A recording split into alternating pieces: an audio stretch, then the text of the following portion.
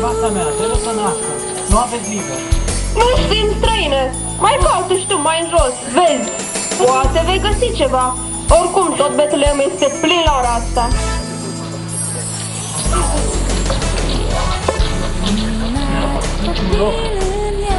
Iosif, nu mai pot. Grăbește, trebuie să nasc. Dumnezeu venit din cerul să ne mântuiești, ca să te privim o clipă și să ne închinăm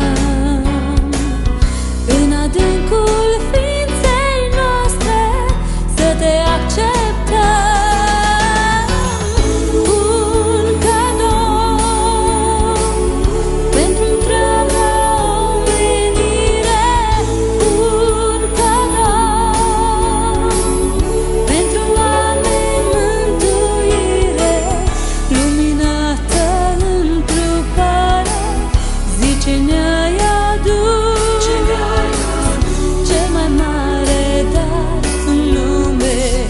Însuși pe Iisus,